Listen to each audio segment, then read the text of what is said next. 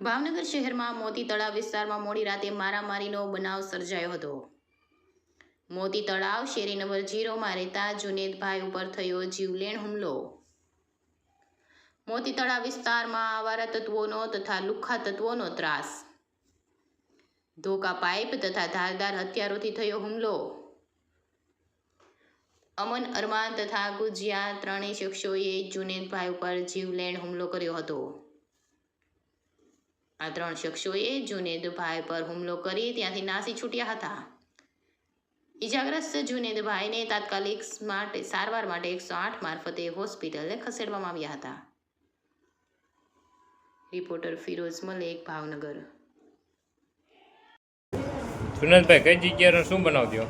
મોતી તળાવ શેરી નંબર 0. શું બનાવ થયો ભાઈ? કાંઈ નહીં, કાંક એ લોકો મારામાં પેલા હું ઘરે સૂતો હતો ને ફોન આવી ગયા, બહાર આવતો ગયા તારું નામ ભળવાડીમાં આવ્યું છે અને અમને બોલાવ્યા. એટલે હું બહાર આવ્યો એટલે ઘડી ગાળાગાળી થઈ. એ લોકો મને ગાળી દીધી, મેં ગાળી દીધી. પછી 3-4 જણા હતા.